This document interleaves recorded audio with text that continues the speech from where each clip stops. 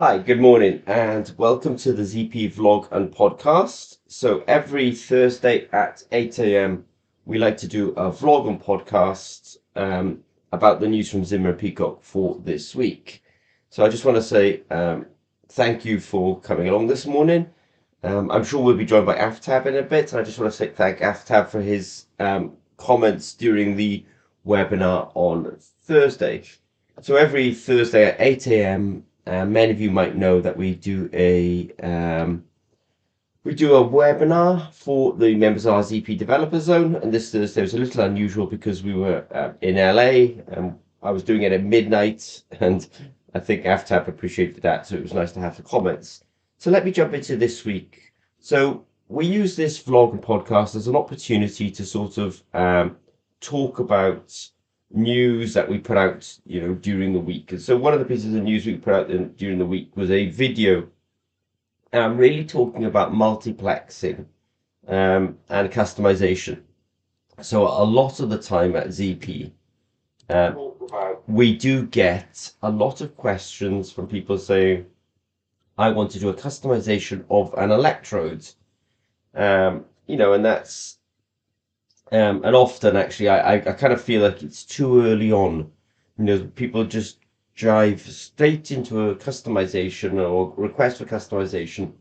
And the problem I always have with doing customization early on is um, if you want high quality and low cost, you need high volume.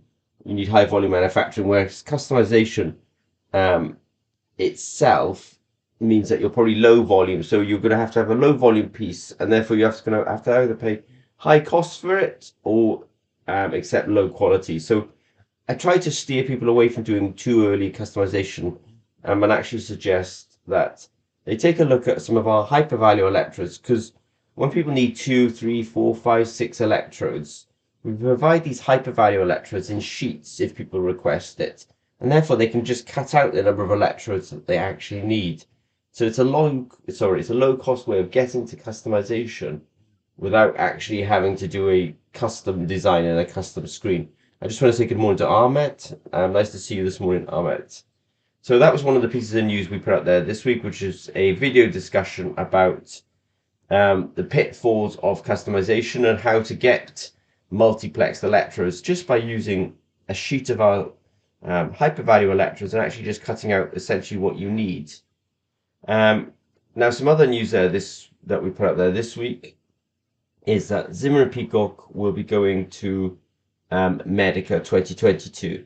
So I think in normal times, Medica might have attendances as high as 150,000 people.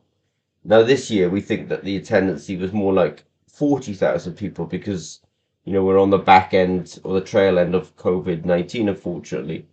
But Zimmer Peacock will be going to Medica this year. It's a massive event. There'll be at least, there'll probably be like 100,000 people there. And I think it's probably the world's largest show, sort of with a focus on the medical industry. Sort of by that I mean, medical devices, medical diagnostics. I mean, if you visit there, there's everything from ECG sensors to beds for hospitals, to running machines, and of course to diagnostics as well. So Zimmer Peacock will be attending there, and if some of you are in Europe, and hopefully you'll come along and meet us at Medica. Now we're also attending a Wearables Conference in San Francisco.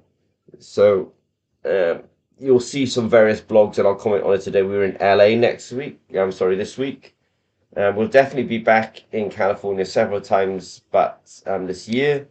But we will be attending a conference in July in San Francisco on wearable technology. I just want to say good morning to Aftab.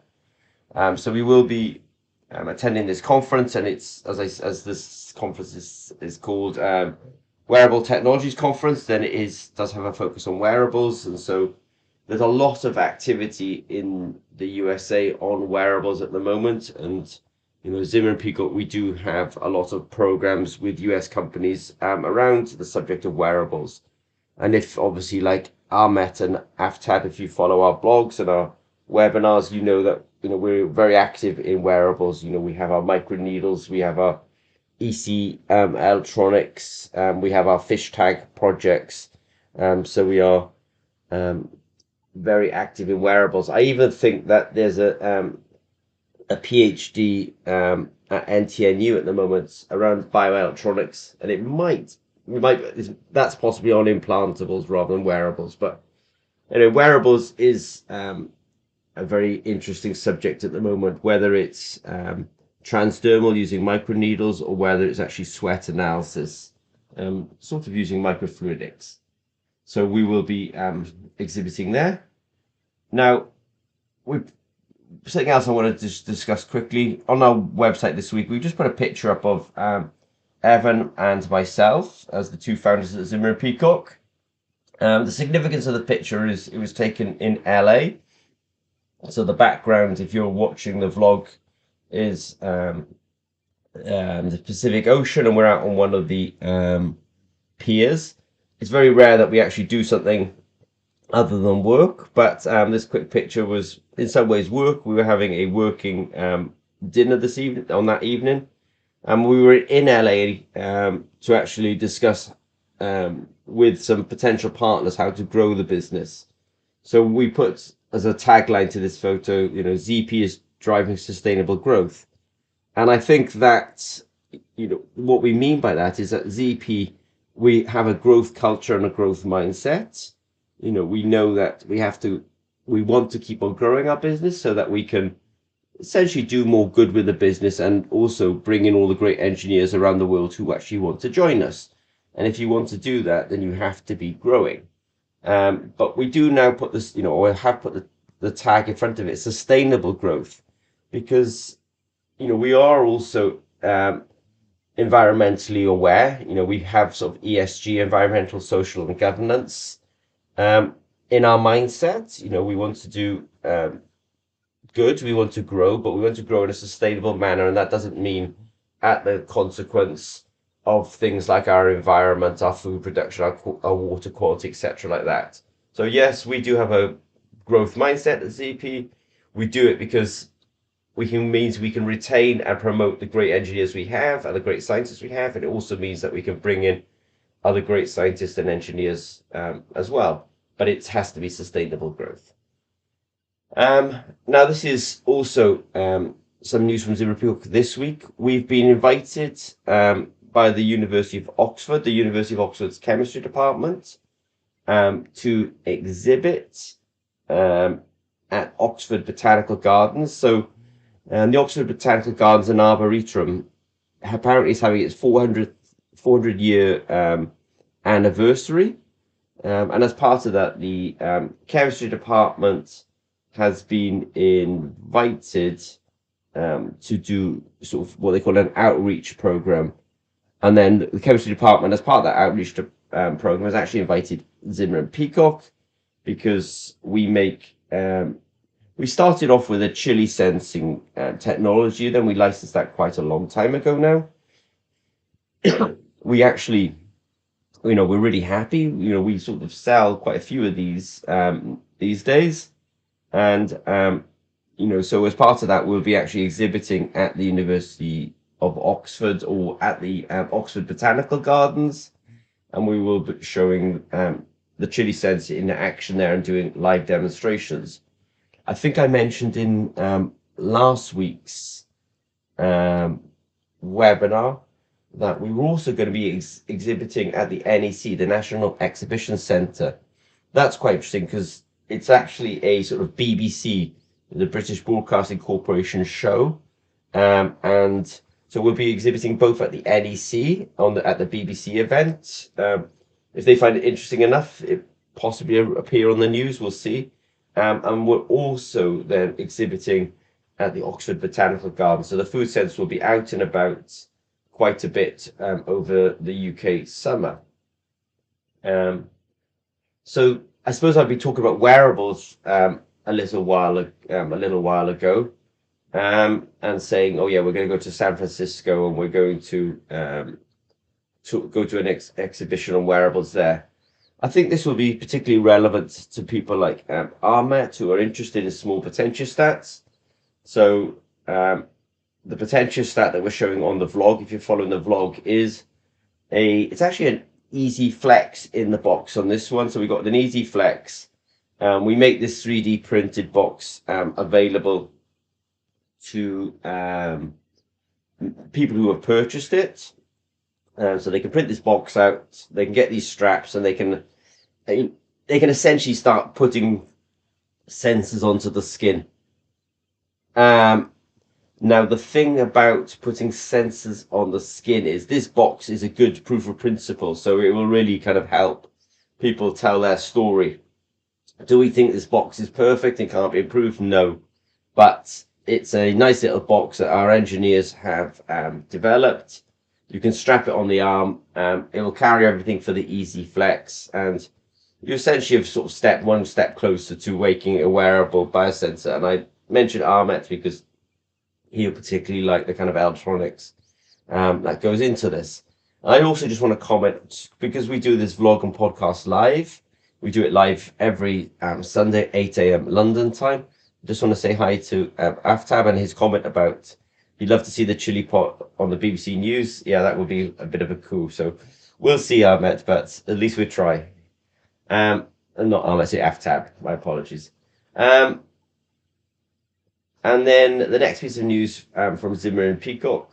We had quite, I would say, quite an intense ZP Developer Zone this week. I did say thank you to Aftab earlier on, and I'll re-say it again, that he did note that we were doing this ZP Developer Zone webinar at midnight. Aftab and I are often in communication. I know he's often awake at midnight.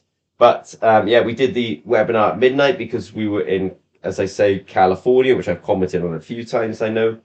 And this week we talked about the biochemistry of purine sensors. And I was just reading a question, but we talked about the biosensor of purine sensors. We talked about lactate dehydrogenase. We talked about storing mediated electrodes. We talked about gold interdigitated electrodes. And I'm thinking of really stepping up the activity on gold interdigitated electrodes at ZP. We talked about copper electrodes, and we talked about measuring redox potentials. Ahmet's asking how much time the sensor stays on the skin, and the answer is, Ahmet, I think how much time the sensor stays on the skin is really the kind of application dependent. So I think, if I was going to just talk more broadly than just sweat sensing, I mean, we at Zimmer Peacock, we do CGM projects, continuous glucose monitoring projects, and there the sensors stay in the skin because they're transdermal. We're doing that. We're doing that for something like 2 weeks. Things like sweat monitoring for athletes, I really think that we're only talking about 8 hours. So, how long do these things stay in the skin? Depends on the application, and it could be between 8 hours and 2 weeks, I think is fairly typical. So we did have an exciting webinar, well-attended webinar, and we did have quite a lot of feedback off it this week. And I think, so we're coming to the end of this of our updates for this week. But I just want to say a big thank you to Kensley and Neeti. We have we have a satellite office in Swansea, where, we have a very good, strong relationship with the chemistry department at Swansea University. And as part of that, we were also sponsoring their innovation awards. And so a couple of our senior guys were able to attend and represent Zimmer Peacock there. And we appreciate them going along and essentially giving up their evening there. So if I was to summarize the news from Zimmer Peacock for this week, we've had, personally, I've had a very exciting and very busy week visiting sort of LA, and that's really been part of our growth strategy. We obviously are exhibiting a lot. I've mentioned that we will be sort of formally exhibiting at a Wearables Conference in San Francisco We will be returning to Medica. We've got some exhibits where we've been invited, which includes the BBC's food program and Gardeners World program, and we'll be doing our chili sensor there. And we've also been invited by the Department of Chemistry at the University of Oxford to participate in the 400th anniversary at the 400th anniversary of the Botanical Gardens. And I've also sort of given a little, video out there about the pitfalls of going for customization. And in fact, I do encourage people to think creatively on how to avoid customization, actually, because it's a difficult burden for a startup company to be working on a customized electrode. And I'm also just reading Ahmet's comments about he's really interested in sweat wearable sensors. Cool. Well, I agree. I think sweat sensing is probably one of the futures. When you look at the kind of samples that are available to us as human beings, you can have sort of tear drops is a sample that some people like to analyze. Saliva is a sample that some people like to analyze. Nasal swabs is a sample that some people like to analyze. Urine is a sample that some people like to analyze. Interstitial fluid is a sample that some people like to analyze.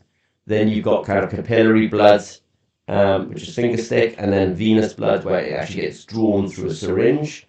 And then there's breath as well. So I've listed out a whole load of sample types there.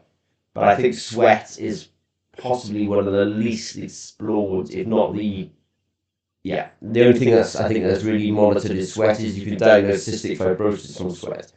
So I just want to say thank you very much to Aftab and Ahmet this morning. This will become a podcast later on and will appear on sort of streaming channels there.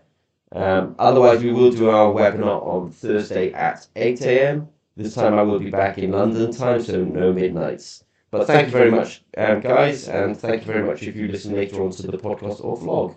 All right. Thanks very much, and take care.